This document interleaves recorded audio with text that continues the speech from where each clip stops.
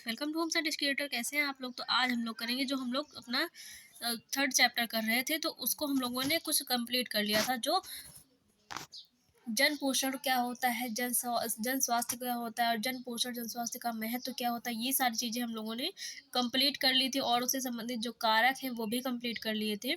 तो आज हम लोग करेंगे भारत में पोषण संबंधी जो समस्याएं हैं और सूक्ष्म पोषकों की कमी से होने वाले रोग कौन कौन से हैं, तो ये सारी चीज़ें आज इस क्लास में हम लोग करेंगे।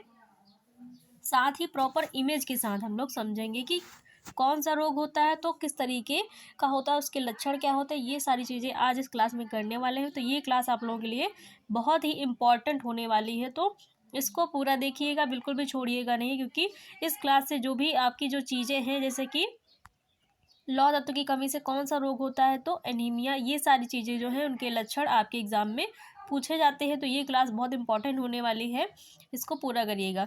तो पहले हम लोग सब जानेंगे कि प्रोटीन ऊर्जा कुपोषण क्या होता है। क्या होता है प्रोटीन ऊर्जा कुपोषण, किसको कहते हैं? तो इसका शॉर्ट फॉर्म होता है PEM। क्या होता है? PEM। और इसकी फुल फॉर्म होती है प्रोटीन एनर्जी माल न्यूट्रिशन। PEM का फुल फॉर्म क्या होगा? P से होगा प्रोटीन, E से होगा एनर्जी और M से होता है माल न्यूट्रिशन, मतलब हिंदी में होगा प्रोटीन ऊर्जा कुपोषण। प्रोटीन और ऊर्जा की कमी से होने वाले रोग और या फिर अधिकता से होने वाले रोग, तो दोनों कुपोषण में दोनों भी आ जाता है, कमी और अधिकता दोनों आ जाते हैं। तो प्रोटीन ऊर्जा कुपोषण की समस्या आवश्यकता की अपेक्षा कम भोजन लेने से होती है। मतलब प्रोटीन ऊर्जा कुपोषण की समस्या कब होगी? जब आवश्यकता से कम भोजन लिया जाए। जितना भोजन की आवश्यकता है हमें, जितने पोषक तत्वों की आवश्यकता है उतने पोषक तत्वों का ग्रहण नहीं किया जाता है, तब क्या होता है? प्रोटीन ऊर्जा कुपोषण की समस्या उत्पन्न होती है। बच्चों को प्रोटीन ऊर्जा कुपोषण से ग्रसित होने का खतरा अधिक होता है और ये समस्या अधिकतर किस में देखने को मिलती है? बच्चों में देखने को मिलती है, क्योंकि बच्चों की जो भोजन संबंधी आवश्यकताएं होती हैं वो ज़्यादा होती है और पोषक तत्वों की ज़रूरत भी उनको ज़्यादा होती है। वो थोड़े थोड़े समय में क्या होता है, जो भी भोजन करते हैं वो उनके जो शरीर में होता है वो पच जाता है, और क्योंकि उनकी जो गतिविधियां होती हैं, सारी एक्टिविटी जो होती है वो ज़्यादा होती है, तो बच्चों को वयस्कों की तुलना में अधिक पोषण और उच्च गुणवत्ता वाले भोजन की आवश्यकता होती है। इसीलिए जो है ये जो कुपोषण है वो बच्चों में अधिक देखने को मिलता है, प्रौढ़ों में कम। इसके अतिरिक्त बड़ी उम्र के लोगों के साथ साथ क्षय रोग, एड्स जैसे रोगों से ग्रसित लोगों को भी प्रोटीन ऊर्जा कुपोषण का खतरा बना रहता है। और वयस्कों में किन में देखने को मिलेगा? तो वयस्कों में उन लोगों में देखने को मिलेगा जो क्षय रोग से ग्रसित है या फिर एड्स से ग्रसित है, तो ऐसे लोगों में प्रोटीन ऊर्जा कुपोषण का खतरा बना रहता है। इनको भी ये प्रोटीन ऊर्जा कुपोषण से संबंधित जो समस्या है ये देखने को मिलती है, तो इन वाले वयस्क पुरुषों में जिनको ये सारे रोग हैं। अन्यथा जो है बच्चों में ये रोग ज़्यादा देखने को मिलता है। इसकी कमी से अल्प भार, छोटा कद व क्षयकारी आदि कमियां हो जाती है। तो प्रोटीन ऊर्जा कुपोषण की कमी से क्या होगा? अल्प भार, मतलब उम्र के हिसाब से जितना वजन होना चाहिए एक बच्चे का उतना ना होना, उम्र के हिसाब से कम वजन होना उसके शरीर का, क्या कहलाएगा? अल्प भार होना। छोटा कद क्या कहलाएगा? छोटा कद का मतलब होता है कि उम्र के अनुसार, मान लीजिए 15 साल का बच्चा हो गया और उसकी जो हाइट है वो अभी तो मान लीजिए 10 साल के बच्चे की जितनी है, तो वो क्या कहलाएगा? उम्र के अनुसार उसका कद जो है वो छोटा है, उम्र के अनुसार उसका कद बड़ा नहीं हुआ है, तो ये छोटा कद कहलाएगा। और क्षयकारी आदि कमियां हो जाती है, मतलब उसके अंदर जो है बहुत सारी जो कमजोरियां हैं वो जन्म लेने लगती है। तो प्रोटीन ऊर्जा कुपोषण क्या होता है, इसको इमेज के माध्यम से भी हम लोग समझते हैं। तो आइए इमेज देखते हैं, उसके माध्यम से समझते हैं। तो देख लीजिए कि ये है क्या? माल न्यूट्रिशन का मतलब है कुपोषण की कमी से होने वाले रोग। तो ये कुपोषण की कमी से होने वाले रोग है, इमेज के माध्यम से हम लोग पूरा समझेंगे। तो दो प्रकार के होते हैं रोग। एक होगा कुपोषण की कमी से क्वाशियोरकार, दूसरा होता है मेरास्मस।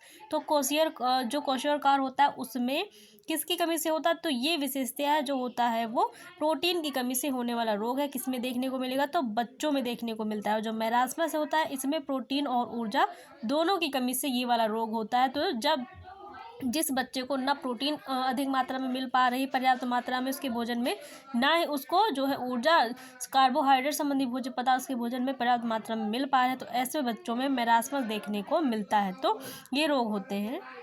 तो कौन कौन से रोग आपको देखने को मिलेंगे कुपोषण की कमी से? दो। कौन कौन से? क्वाशियोरकार और मेरास्मस। क्वाशियोरकार किसकी कमी से होगा? तो ये प्रोटीन की कमी से विशेषता होता है। जो मेरास्मस होता है प्रोटीन और ऊर्जा दोनों की कमी से होता है। तो क्वेश्चनर के क्या लक्षण होते हैं ये देख लेते हैं।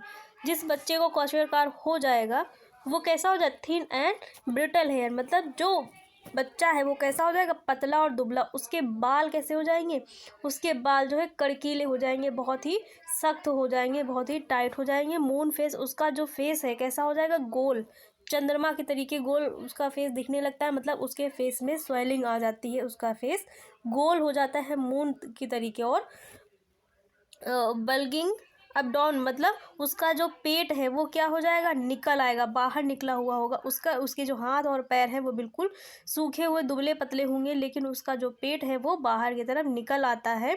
और उसका फेस कैसा हो जाएगा, गोल मून के तरीके हो जाएगा। उसके बाल कैसे हो जाएंगे, कड़कीले और बहुत ही कड़े और रूखे हो जाते हैं। तो ये किसके लक्षण है, ये क्वेश्चनर के लक्षण है। अब देखते हैं मैरास्मस के लक्षण।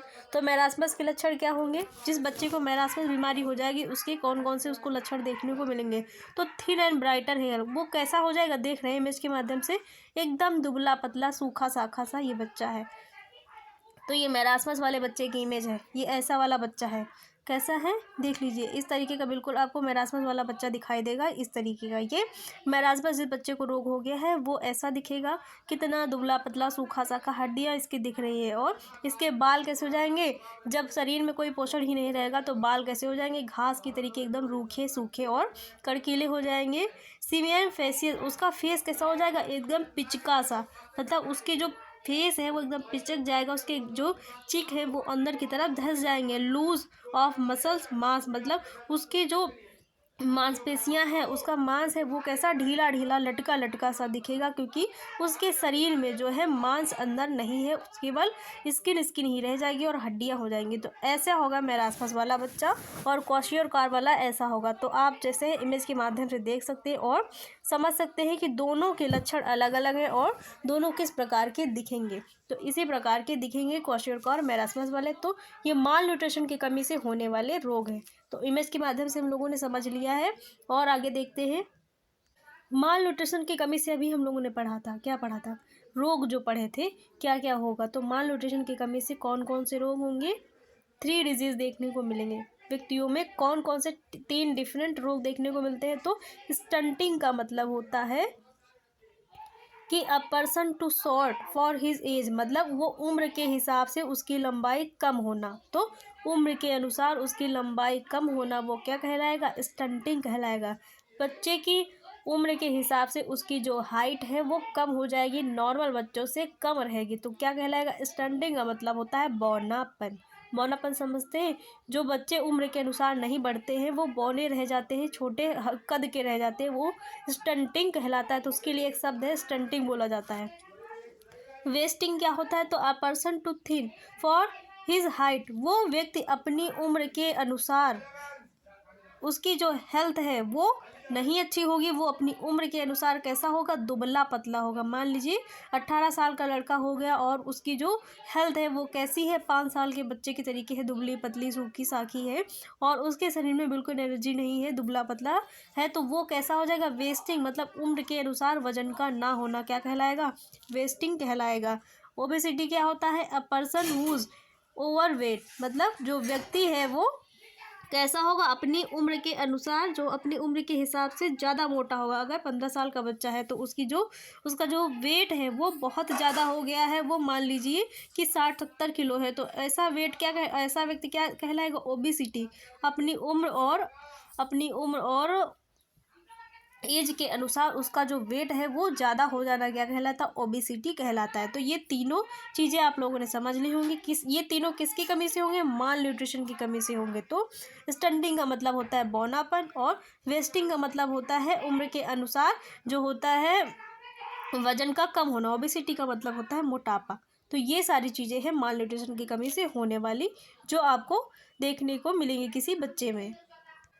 माल न्यूट्रिशन 2 प्रकार का होता है, ये भी जान लीजिए। मतलब माल न्यूट्रिशन कितने प्रकार का होगा, 2 प्रकार का होगा। तो इस वाली इमेज के माध्यम से हम लोग समझेंगे। कुपोषण 2 प्रकार का होता है, under nutrition, over nutrition. Under का मतलब होता है कि अल्प पोषण की कमी से होने वाले रोग, ओवर का मतलब होता है अति पोषण की कमी से होने वाले रोग। तो कुपोषण कितने प्रकार का होता है, 2 प्रकार का होता है, अति पोषण, अल्प पोषण, अभी हम लोगों ने जाना था।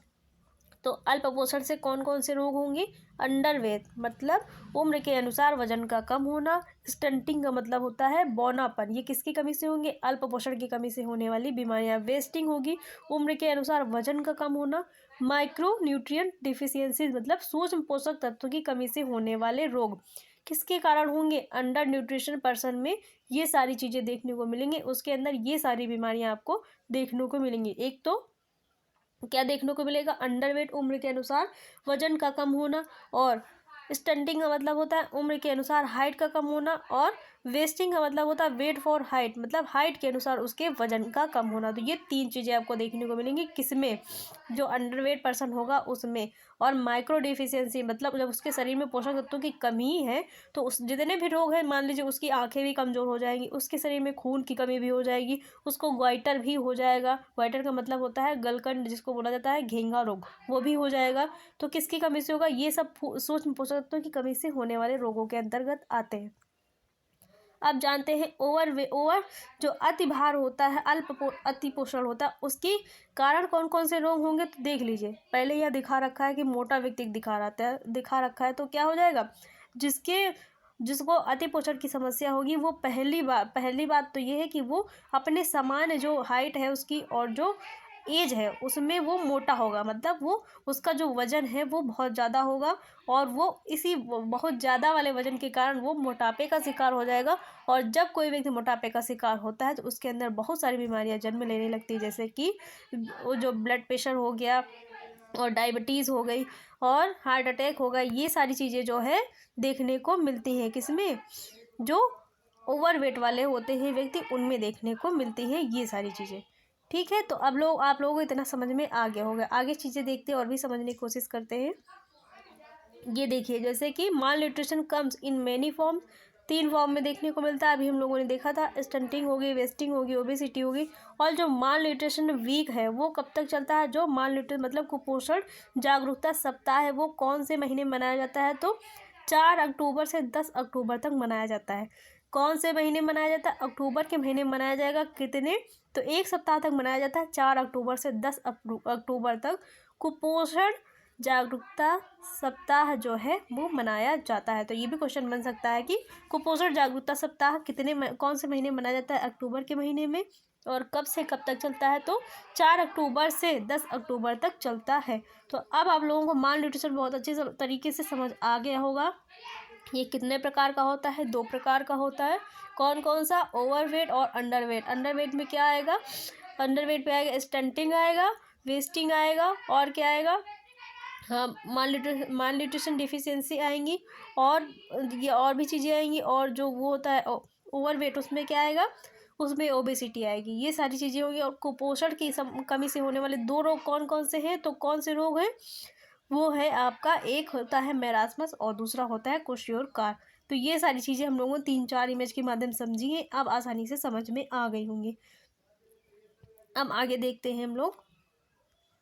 तो हम लोगों ने पूरा जो है कुपोषण क्या होता है, प्रोटीन ऊर्जा कुपोषण क्या होता है, सारी चीज़ें बिल्कुल इमेज के माध्यम समझ ली हैं। कुछ भी कन्फ्यूजन वाली बात नहीं है। अगर कुछ भी नहीं समझ में आया तो आप लोग कमेंट कर दीजिएगा, उसको दोबारा से समझाया जाएगा। ठीक है, अब जानेंगे सूक्ष्म पोषकों की कमी से होने वाले रोग। तो सूक्ष्म पोषक का मतलब क्या होता है, पहले इसको जान लेते हैं। सूक्ष्म पोषक होते क्या हैं? ऐसे पोषक तत्व जिनकी हमारे शरीर में बहुत ही कम मात्रा में आवश्यकता होती है, वो सारे पोषक तत्व सूक्ष्म पोषक तत्वों की श्रेणी में आते हैं। तो ऐसे पोषक तत्व जिनकी हमारे शरीर में बहुत ही कम मात्रा में आवश्यकता होती है, वो पोषक तत्वों की कमी से होने वाले रोग सूक्ष्म पोषकों की कमी से होने वाले रोगों के अंतर्गत आते हैं। तो ये कौन कौन से हो सकते हैं? जैसे कि हो गया आपका आयरन। आयरन की हमारे शरीर में बहुत ही कम आवश्यकता होती है, लेकिन आयरन का काम क्या होता है? बहुत बड़ा होता है। वो हमारे शरीर में ब्लड का निर्माण करता है। तो जो ब्लड है वो पूरे शरीर में फैलता है, और आयरन की आवश्यकता बहुत ही कम होती है। तो क्या हुआ? सूक्ष्म हुआ ना, बहुत कम आवश्यकता है, लेकिन कार्य उसका क्या है? बड़ा है। तो अब जान लेते हैं, थ्योरी के माध्यम से थोड़ा बहुत समझते हैं। आहार में ऊर्जा और प्रोटीन की मात्रा कम होने पर सूक्ष्म पोषक खनिज और विटामिन की मात्रा कम होने की संभावना रहती है। आहार में क्या होता है? अगर आपके आहार में ऊर्जा और प्रोटीन की मात्रा कम है, अगर आप अपने आहार में ऊर्जा और प्रोटीन संबंधी भोज्य पदार्थों का सेवन नहीं कर रहे हैं तो आपके शरीर में खनिज और विटामिन की मात्रा भी कम होने लगती है। सूक्ष्म पोषकहीनता को इंग्लिश में माइक्रोन्यूट्रिएंट डिफिशियंसी के नाम से जाना जाता है और इसके लिए एक शब्द प्रयोग होता है। पोषक सूक्ष्म पोषकहीनता की कमी के लिए शब्द प्रयोग होता है जिसको कहते हैं छिपी भूख। तो छिपी भूख ये भी पूछा जा सकता है कि छिपी भूख किसके लिए प्रयोग होता है शब्द। तो सूक्ष्म पोषकहीनता के लिए शब्द प्रयोग होता है छिपी भूख, hidden hunger. Hidden hunger English में इसको बोला जाता है, प्रयोग होता है। जैसे शब्द का प्रयोग करते हैं कुछ प्रमुख पोषक तत्वों की कमी से होने वाली समस्याओं को निम्न प्रकार समझा जा सकता है। मतलब कुछ प्रमुख पोषक तत्व ऐसे हैं जिनकी कमी से होने वाली समस्या बहुत ज़्यादा देखने को मिलती है।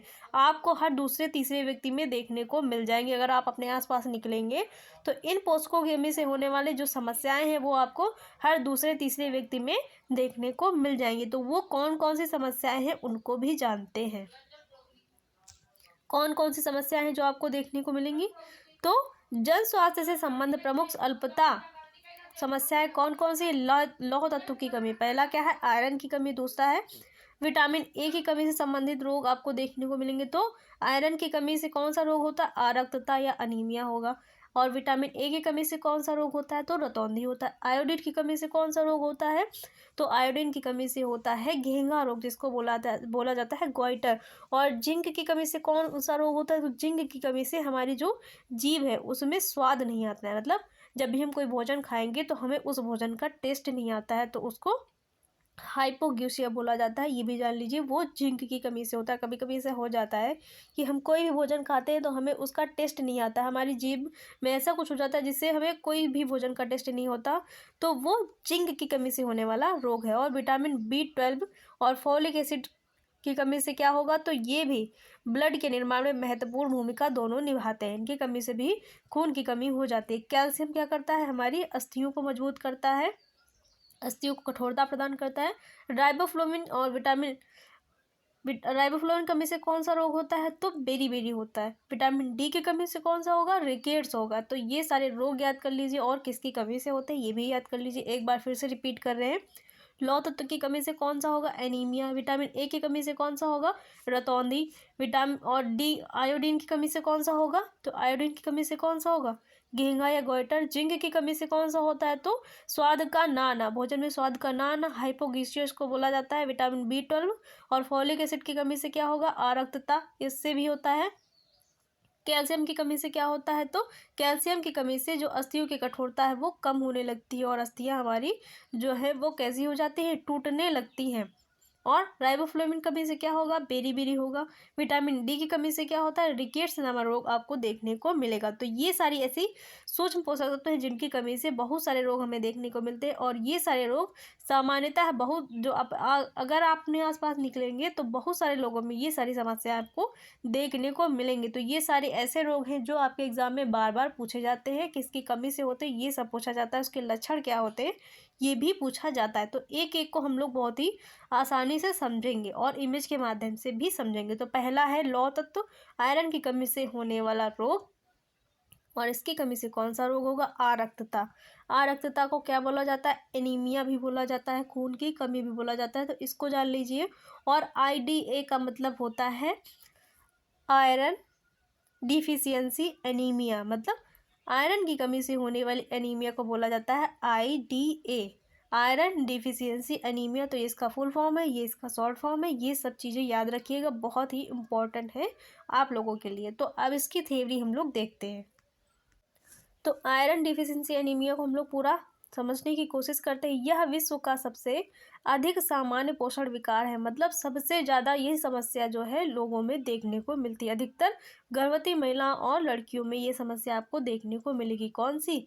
एनीमिया की समस्या, जो विकसित एवं विकासशील दोनों देशों में विद्यमान है। ऐसा नहीं कि केवल विकसित देशों में ही है, विकासशील देशों में भी ये समस्या देखने को मिलती है। लौह तत्व की कमी से आरक्तता तब होती है जब शरीर में हीमोग्लोबिन का बनना काफ़ी कम होने लगता है। और जब हमारे शरीर में आयरन बहुत कम मात्रा में जाता है तो हीमोग्लोबिन क्या करता है?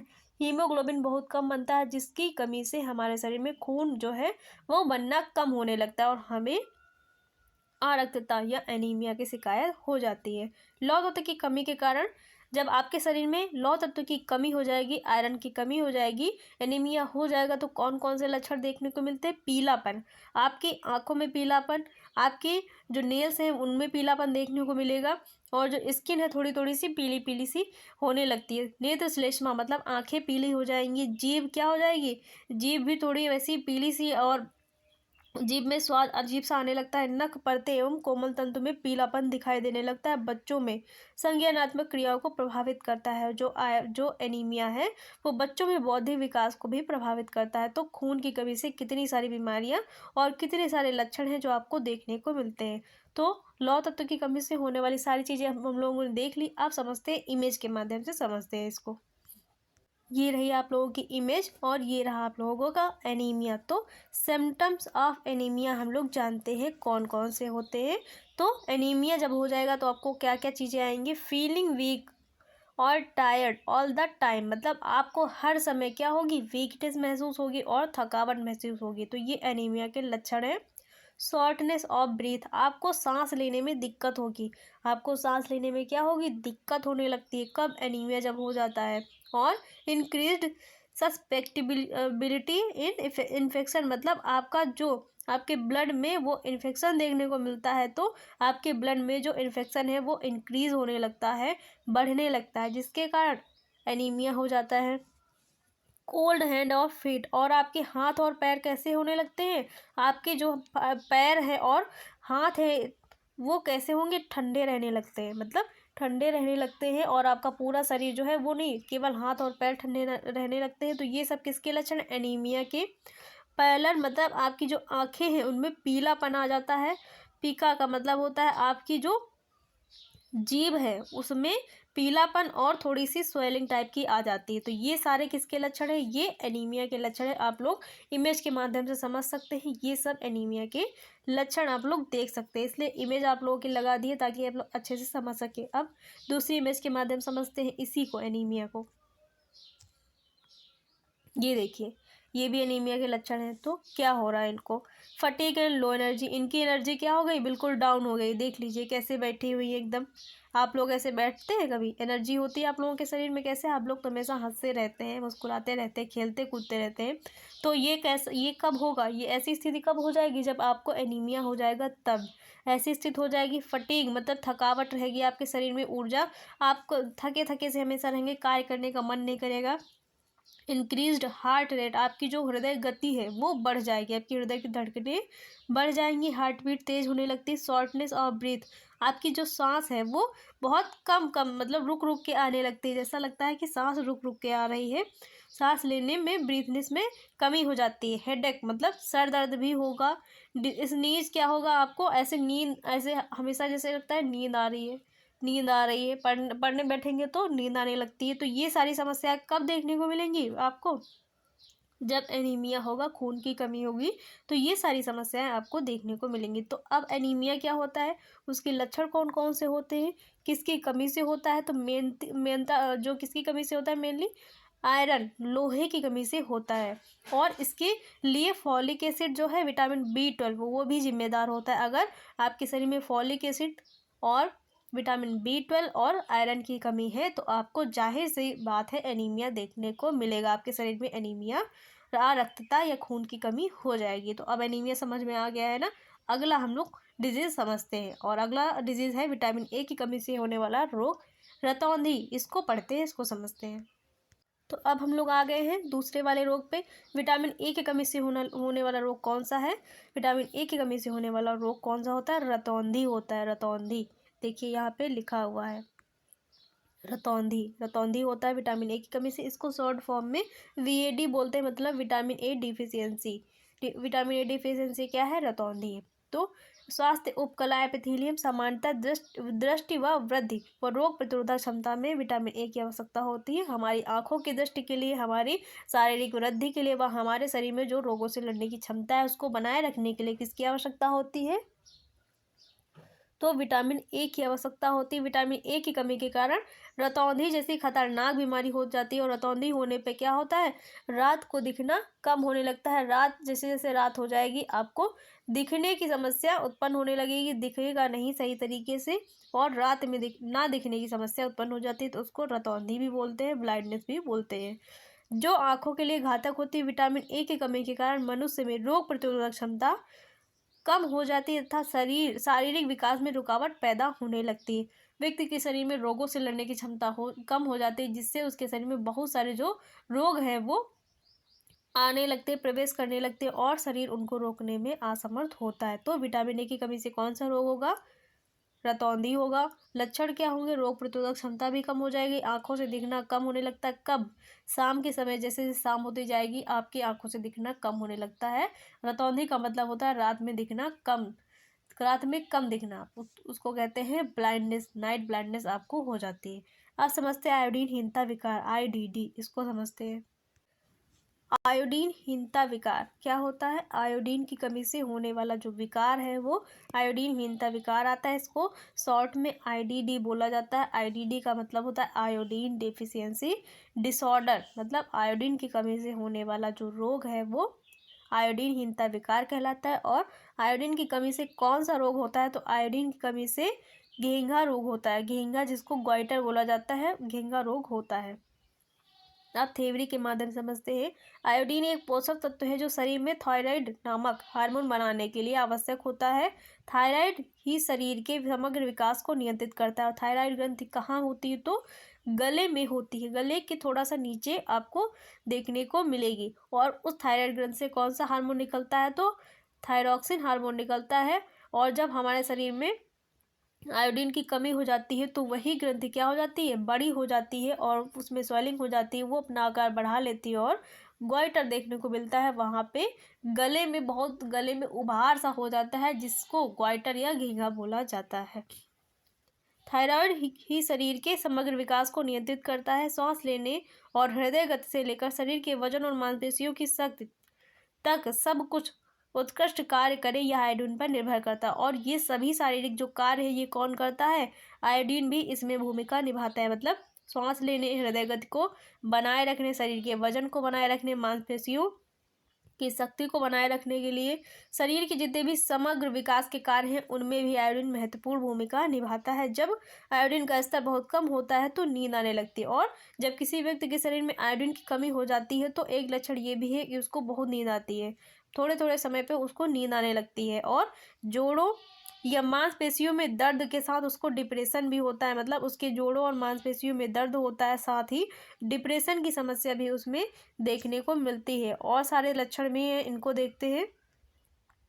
तो वयस्कों को कितना आयोडीन चाहिए, वयस्कों को प्रतिदिन 150 माइक्रोग्राम आयोडीन की आवश्यकता होती है। कितनी, 150 माइक्रोग्राम। यहाँ से क्वेश्चन बनता है कि वयस्कों को कितने ग्राम आयोडीन की आवश्यकता होती है, तो 150 माइक्रोग्राम आयोडीन की आवश्यकता होती है। और साथ ही स्तनपान और गर्भवती महिलाओं को कितने आयोडीन की आवश्यकता होती है, तो उनको 200 माइक्रोग्राम पर डे आयोडीन की आवश्यकता होती है। कितनी, 200 माइक्रोग्राम पर डे आयोडीन की आवश्यकता होती है। किसको, स्तनपान और गर्भवती वाली जो महिलाएं हैं उनको। अब जानते हैं आयोडीनहीनता विकार। आयोडीनहीनता विकार क्या है, आईडीडी है। आईडीडी का मतलब क्या होता है, आयोडीन डिफिशियंसी डिसऑर्डर, मतलब आयोडीन की कमी से होने वाला रोग क्या कहलाएगा, आयोडीनहीनता विकार कहलाता है। तो आयोडीन एक पोषक तत्व है। आयोडीन क्या है, एक पोषक तत्व है जो शरीर में थायराइड नामक हार्मोन बनाने के लिए आवश्यक होता है। और थायराइड ग्रंथि कहाँ होती है, तो हमारे गले में विद्यमान होती है। और उसी ग्रंथि में जो थायराइड जो ग्रंथि है वही ग्रंथि क्या करती है, अपने अंदर क्या बनाती है, थायरॉक्सिन नामक हार्मोन बनाती है, जो जिसके कार्य करने के लिए किसकी आवश्यकता होती है, तो आयोडीन की आवश्यकता होती है। थायराइड ही शरीर के समग्र विकास को नियंत्रित करता है। और साथ ही जो थायराइड ग्रंथि होती है वो शरीर में होने वाले समग्र विकास को भी नियंत्रित करने का कार्य करती है। श्वास लेने, जैसे कि श्वास लेने, हृदय गति से लेकर शरीर के वजन और मांसपेशियों की शक्ति तक सब कुछ उत्कृष्ट कार्य होते हैं वो भी कार्य कौन करता है, आयोडीन करता है अपनी। और कब करेगा, जब थायराइड ग्रंथि से जो थायरॉक्सिन हार्मोन है वो बराबर मात्रा में बनेगा, तब ये ग्रंथि जो है वो पर्याप्त मात्रा में ये सारे कार्यों का नियंत्रण करती है। जब आयोडीन का स्तर बहुत कम होता है तो क्या होता है, जब किसी व्यक्ति शरीर में आयोडीन का स्तर बहुत कम होता है तो उसके शरीर में जो है मांसपेशी और जोड़ों में दर्द होने लगता है, उसको डिप्रेशन रहने लगेगा, साथ ही नींद आने की समस्या, उसको नींद बहुत आती है। वयस्कों में प्रतिदिन कितने ग्राम माइक्रोग्राम आयोडीन की आवश्यकता होती है, तो वयस्कों को पर डे 150 माइक्रोग्राम आयोडीन की आवश्यकता होती है। कितनी? 150 माइक्रोग्राम आयोडीन की आवश्यकता होती है। साथ ही गर्भवती व स्तनपान कराने वाली महिलाओं को कितने माइक्रोग्राम आयोडीन की आवश्यकता होती है, तो 200 माइक्रोग्राम आयोडीन की आवश्यकता होती है। किसको? गर्भवती व स्तनपान कराने वाली महिलाओं को, वयस्कों को 150 माइक्रोग्राम आयोडीन की आवश्यकता होती है। तो ये क्वेश्चन पूछे जाते हैं, इनको याद रखिएगा। साथ ही मानसिक और शारीरिक वृद्धि में विकास के लिए आयोडीन की आवश्यकता होती है। शारीरिक और मानसिक वृद्धि विकास में भी आयोडीन अपनी महत्वपूर्ण भूमिका निभाता है। मानव शरीर में आयोडीन की कमी के कारण थायराइड हार्मोन अपर्याप्त मात्रा में बनता है। जब मानव के शरीर में आयोडीन की कमी हो जाती है तो जो थायराइड ग्रंथि है वो अपर्याप्त मात्रा में, मतलब पर्याप्त मात्रा में नहीं, कम मात्रा में क्या करती है, जो हार्मोन थायरॉक्सिन हार्मोन है वो बनाने लगती है, जिसका संश्लेषण थायराइड ग्रंथि द्वारा ही होता है। जिसका निर्माण किसके द्वारा होगा? थायराइड ग्रंथि के द्वारा होता है। आयोडीन की कमी से थायराइड ग्रंथि क्या होती है? बढ़ जाती है। जो आयोडीन की कमी से क्या होगा, जो थायराइड ग्रंथि है उसका आकार बढ़ जाता है, और यह बढ़ा हुआ आकार ही थायराइड गलकंड गोइटर या घेंगा कहलाता है। तो घेंगा रोग के कितने नाम हो गए? 3 हो गए। जब थायराइड ग्रंथि का आकार बढ़ जाता है तो वो बढ़ा हुआ आकार क्या कहलाएगा? घेंगा कहलाएगा, या फिर आप उसको गलकंड भी बोल सकते हैं या गोइटर भी बोल सकते हैं।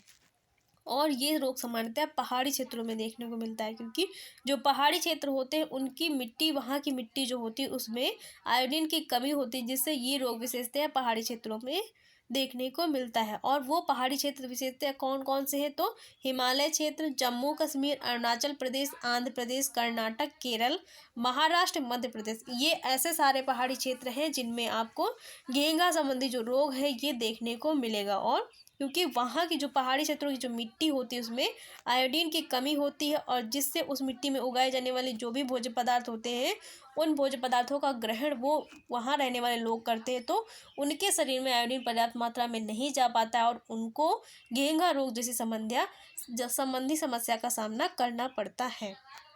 अब इस रोग को हम लोग इमेज के माध्यम से समझते हैं, देखते हैं कि थायराइड ग्रंथि कहाँ होती है और गले में कौन सी जगह पे घेंघा रोग उत्पन्न होता है। तो ये आप लोग देख सकते हैं, ये एक हेल्दी थायराइड ग्रंथि है। क्या है? हेल्दी थायराइड ग्रंथि, मतलब स्वस्थ थायराइड ग्रंथि है। कौन सी? ये वाली। ये देखिए, ये गले में स्थित है, ये गला है। ये क्या है? ये गला, और यहाँ पे स्थित है, यहाँ पे। तो ये जो है ये थायराइड ग्रंथि है। ये आपकी जो दिख रही है ऐसे बटरफ्लाई की तरीके, ये थायराइड ग्रंथि है। और ये एक स्वस्थ व्यक्ति का गला है, इसका आकार देखिए आप कितना है, इसका नॉर्मल आकार है। साथ ही इस वाली ग्रंथि का आकार देखिए, ये एक ग्वाइटर व्यक्ति की ग्रंथि, ऐसा व्यक्ति जिसको घेंघा रोग हो गया है उसके गले का ये आकार है। तो इसके गले में देखिए यही ग्रंथि क्या है? बढ़ी हुई दिख रही है, इसका आकार बढ़ा हुआ दिख रहा है। सामान्यतः ये वाला आकार देखिए सामान्यतः है, नॉर्मल है। ये सामान्यतः जितनी ग्रंथि होती है थायराइड ग्रंथि वो उतनी बड़ी है। तो ये हेल्दी पर्सन है और ये ग्वाइटर से ग्रसित पर्सन है। ये रही आपकी जो घेंघा रोग संबंधी समस्या है, वो कहाँ होगी? गले में होगी। किस ग्रंथि में होगी? तो थायराइड ग्रंथि में होगी। वो ग्रंथि कहाँ स्थित होती है? गले में स्थित होती है। थायराइड ग्रंथि से कौन सा हार्मोन निकलता है? तो कौन सा हार्मोन्स निकलता है? थायरॉक्सिन हार्मोन्स निकलता है। थायरॉक्सिन हार्मोन्स की कमी से या अपर्याप्त मात्रा में बनने से कौन सा रोग होगा? तो ग्वाइटर या घेंघा रोग होता है। ये सारे पॉइंट रहे आपको जो जानने हैं। अब आगे देखते हैं। ये देख लीजिए, इस चित्र के माध्यम से हम लोग इमेज के माध्यम से भी देख सकते हैं। ये थायराइड ग्रंथि है, ये नॉर्मल व्यक्ति है, हेल्दी पर्सन है, इसकी थायराइड ग्रंथि का आकार ये देखिए। और ये ग्वाइटर पर्सन है, इसकी थायराइड ग्रंथि देखिए कैसे बढ़ गई है। तो ये गले में क्या है? सूजन आ जाएगी, ये ग्रंथि का आकार जो है वो बढ़ जाता है। नॉर्मल आकार कितना है? इतना। जो ब्लैक से दिख रहा है ये इतना नॉर्मल आकार है। थायराइड होने पे उसको घेंघा होने पे उसका आकार देख लीजिए कितना बढ़ गया है। तो गले में विशेषताएं मौजूद होगी। और इस ग्रंथि से कौन सा हार्मोन निकलेगा? तो थायरॉक्सिन हार्मोन निकलेगा। कहाँ पे स्थित होती है? गले में थायराइड ग्रंथि स्थित होगी। थायराइड ग्रंथि में थायरॉक्सिन हार्मोन की अपर्याप्त मात्रा में बनने के कारण कौन सा रोग होता है? तो घेंघा रोग होता है। ये रोग सामान्यतः कहाँ होता है? तो पहाड़ी क्षेत्रों में अधिक देखने को मिलता है। तो अब आप लोगों को समझ में आ गया होगा कि थायराइड ग्रंथि कहाँ होती है, किस प्रकार की होती है, घेंघा रोग कहाँ पे होता है, कौन सी ग्रंथि में होता है। तो ये सारी रही आप लोगों की चीज़ें। आप जानते हैं हम लोग अल्प पोषण और अति पोषण क्या होता है, इसको भी इमेज के माध्यम से समझ लेते हैं, क्योंकि ये सारी चीज़ें बहुत इंपॉर्टेंट है। अल्प पोषण का मतलब होता है अंडर न्यूट्रिशन, अति पोषण का मतलब होता है ओवर न्यूट्रिशन। तो अंडर न्यूट्रिशन का मतलब होता है शरीर में एकाधिक पोषक तत्वों की कमी होना, मतलब अंडर न्यूट्रिशन का मतलब होता है शरीर में जब एक से अधिक पोषक तत्वों की कमी हो जाती है तो वो अल्प पोषण कहलाता है।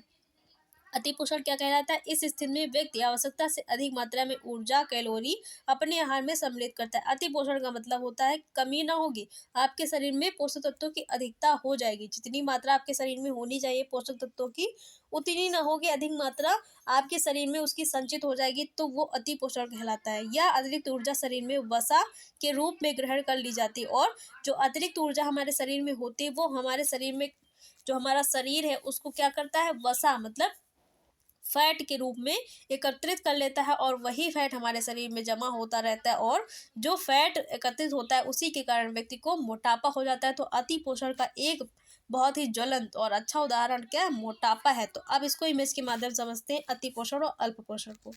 अब हम लोग समझते हैं ये सारी चीज़ें। Possible symptoms of a mall nutrition child, मतलब ऐसा बच्चा जिसमें अंडर न्यूट्रिशन अल्प पोषण है वो कैसा होगा। तो ये देख लीजिए, वो कैसा होगा, ऐसा एपेटाइटलेस, उसको भूख भी नहीं लगेगी, वो सुस्त सुस्त रहेगा। और अब नॉर्मल वेट लॉस, उसका जो वेट है वो बहुत ही कम हो जाएगा। स्टंटेड ग्रोथ, मतलब उसकी जो हाइट है वो ग्रोथ क्या हो जाएगी, स्टंटेड ग्रोथ क्या हो जाएगी, सामान्य, ये समान चाइल्ड है, ये अंडर न्यूट्रिशन वाला चाइल्ड है, तो इसकी हाइट जो देखिए इससे कम है, मतलब उसकी जो हाइट है नॉर्मल बच्चों से कम हो जाएगी। ये सारी समस्याएं किस में देखने को मिलेंगी, तो ये अंडर न्यूट्रिशन वाले बच्चों में देखने को मिलेंगी। अब देखते हैं ओवर न्यूट्रिशन, जिसमें अति पोषण की समस्या हो जाएगी, उसमें क्या होगा, देख लीजिए इस बच्चे का वेट देखिए कितना है, इसका पेट देखिए कितना निकला है, मतलब इसके शरीर में पोषक तत्वों की अधिकता हो गई है और इसका वेट बढ़ गया है, वेट गेन हो गया है। चेंज इन बिहेवियर, उसका बिहेवियर भी बदल जाएगा, और साथ ही उसको डायबिटीज़, उसको क्या क्या हो जाएगा, chronic disease such as type 2 diabetes, और उसको टाइप 2 डायबिटीज़ मतलब उसको मधुमेह, शुगर देखने को उसके अंदर समस्या हो जाएगी।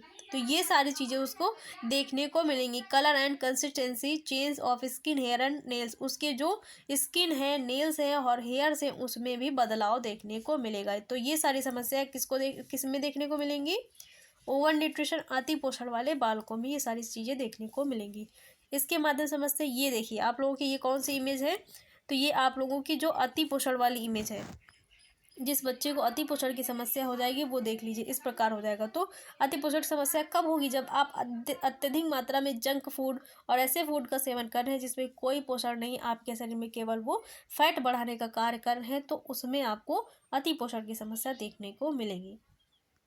और जब अति पोषण की समस्या हो जाएगी तो उसको कम करने के लिए हम लोग क्या करेंगे, एक हेल्दी डाइट लेंगे, और उस हेल्दी डाइट में क्या क्या होगा, तो ये सारी चीज़ें सम्मिलित होंगी, आप देख सकते हैं। फ्रूट्स एंड वेजिटेबल्स होने चाहिए हेल्दी डाइट में, मीट फिश एंड अल्टरनेटिव्स होने चाहिए, और foods containing fat and foods containing sugar होनी चाहिए, मिल्क एंड डाइटरी प्रोडक्ट होने चाहिए, bread, other cereals and potatoes होने चाहिए। तो ये सारी चीज़ें एक हेल्दी पर्सन के लिए इंपॉर्टेंट, अगर इन सारी चीज़ों का आप पर्याप्त मात्रा में सेवन कर रहे हैं तो आपको कोई भी समस्या देखने को नहीं मिलेगी, ना कुपोषण होगा, ना ही अति पोषण होगा, ना ही अल्प पोषण होगा।